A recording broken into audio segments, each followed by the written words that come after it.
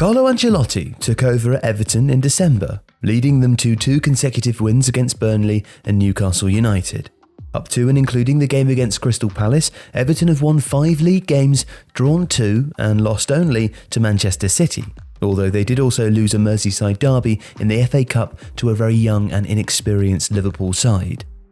Ancelotti is one of the leading managers in world football, with significant successes achieved during his time at AC Milan, including 2 Champions League titles, as well as league wins with Chelsea, Paris Saint-Germain and Bayern Munich, and another Champions League win with Real Madrid.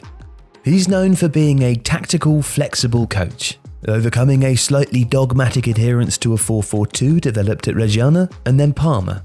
And he's also well regarded for adapting his tactics to suit his squad and for his man management skills. But despite this flexibility, Ancelotti still likes his sides to defend in a 4-4-2 shape. He believes this achieves the greatest degree of horizontal and vertical compactness, a clear echo of the influential Italian coach Arrigo Sacchi. Ancelotti also seems to favour a degree of pressing, especially high. Dominic Calvert-Lewin is the more aggressive presser, while Richarlison tends to sit off slightly to mark the diagonal outball from left side to right, but he will engage should the ball move across to the opposition right back. Behind these two, the midfield generally align as a horizontal compact line of 4, with the wingers tucking inside slightly. This allows the fullbacks to push up and press should this line be bypassed out wide, and they are in turn covered by the centre-backs moving wide or the central midfield dropping off. It's also worth noting that one of the 2 central midfielders, usually Gylfi Sigurdsson, is also freed up to push forwards to press centrally should the opposition start to move the ball backwards in anything other than a very controlled manner. This is a good indication of how Ancelotti mixes zonal and man-orientated pressing. Should this happen, Richarlison and Calvert-Lewin tend to fan wide to ensure the press is uniform across the pitch.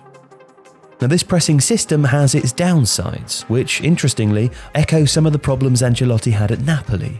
The aggressiveness of the fullbacks and the 4-4-2 formation mean that should teams bypass the front 2 lines of the press, Everton can be caught out.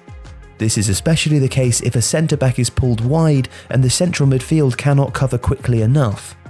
However, it's an issue that, on balance, is probably worth accepting given Everton's increased ability to win back the ball and transition to attack. And in attack, Everton have looked fairly assured since the Italian took over. In common with a number of other teams, a central midfielder, usually the more defensive of the 2 from the central pairing, will drop off to provide the semblance of a back 3. This permits the fullbacks to push high and wide and provide crossing opportunities. On the left especially, Bernard will drift infield to be an option for the dynamic attacking Lucas Digne to work 1-2s and find space. On the right, Theo Walcott will sometimes do this, but he also likes to go outside while the right back pushes in. This worked very well in Everton's first game against Crystal Palace, for example. Walcott's pace and energy has been a factor for Everton, and he's able to get back to double up defensively with the right back, either Sidibe or Coleman, and then burst forwards to provide an attacking threat. Richarlison and Calvert-Lewin appear to be working well in tandem. Richarlison can loiter behind the aerially strong Calvert-Lewin, waiting for knockdowns or half clearances, but the Brazilian will also run ahead of the English striker, who's happy to drop back and play him in, or look to shift the ball wide before moving into the box.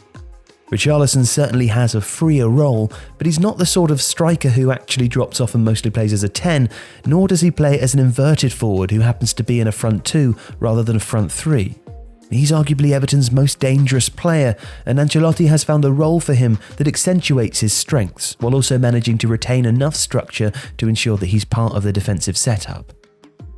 Everton look most dangerous when they can run at pace against a defence, using the skill and awareness of players like Richarlison, Bernard, Digne and Calvert-Lewin to drive at teams. The set-piece threat of Yerry Mina is significant too, as Watford found out to their cost. Everton can construct attacks from deeper, but they have to work hard to manufacture those little opportunities to get players into space and use the pace that makes them dangerous. Nonetheless, under Ancelotti, Everton seem to be a team with a clearer identity and plan than under Marco Silva. The experienced Italian's man management, tactical astuteness, and ability to work out how to get the best from a squad is paying dividends for the Toffees.